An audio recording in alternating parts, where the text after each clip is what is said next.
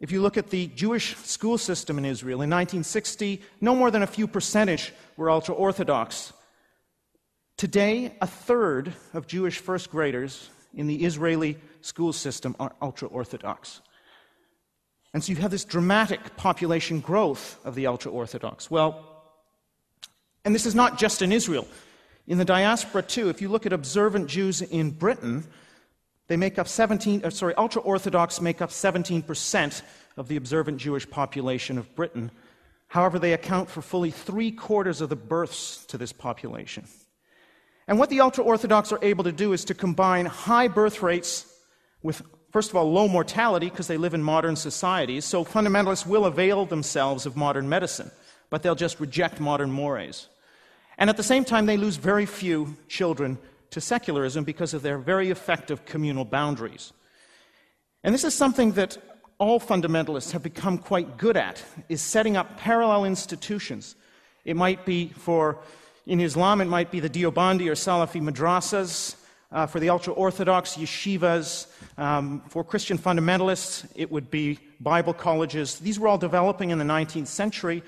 In the 20th century, we see radio and television ministries, religious shopping malls, even theme parks, beaches, hotels. So you have this separation from the mainstream of society, which helps to keep the children in the fold.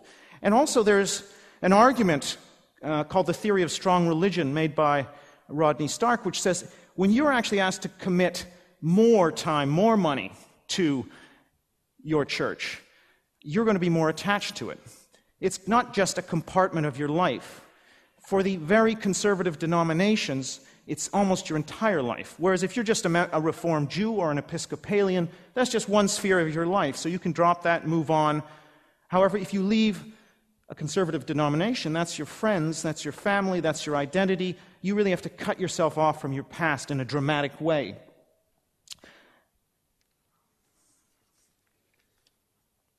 Okay. Now, I believe more and more countries are going to come to resemble Israel in the long run. And we already see similar movements. In the United States, what's one of the fastest growing religions, anybody? Turns out it's the old order Amish, actually. A population that's doubles usually, has doubled every 20 to 25 years for several generations. So 5,000 in the year 1900, approximately 250,000 today, similar with the Hutterites. The Mormons, too, have had about a one-child advantage over other Americans for a very long time.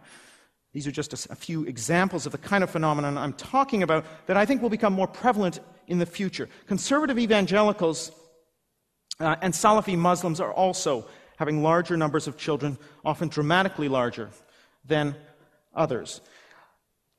Why is this? Well, it's the case because religious fundamentalists take their pronatalist injunctions seriously. They take the injunctions on traditional gender roles seriously. So in the Bible it says, go forth and multiply. In the hadith of the Quran says, marry women who are prolific, so I may outnumber the peoples by you.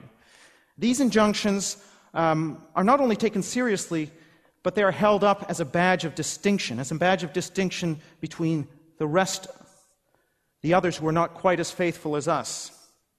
Because fundamentalism is about exaggerating the most anti-modern and austere parts of the faith in order to draw a hard line against what are seen as theological errors of the mainstream.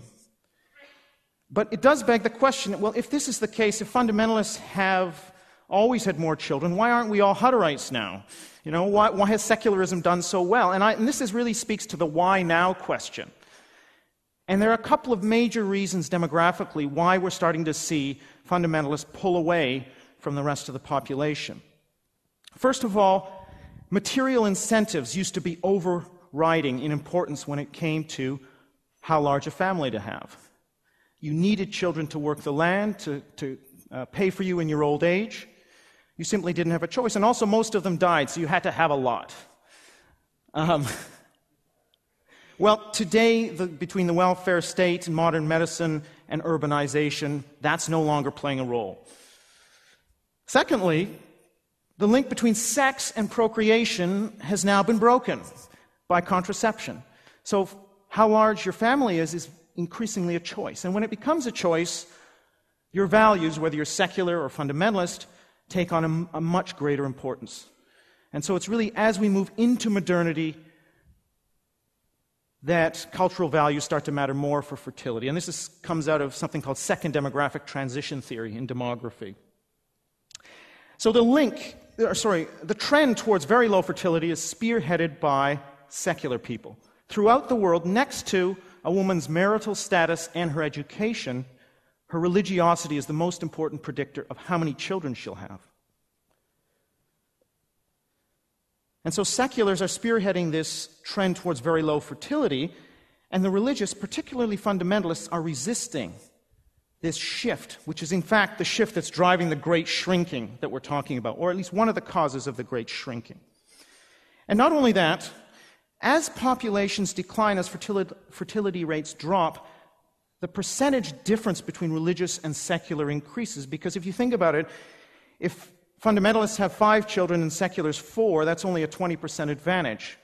If fundamentalists have 2 and seculars 1, that's a 100% advantage. And so this kind of logic is also playing out. Not only that, we have fundamentalist movements that are explicitly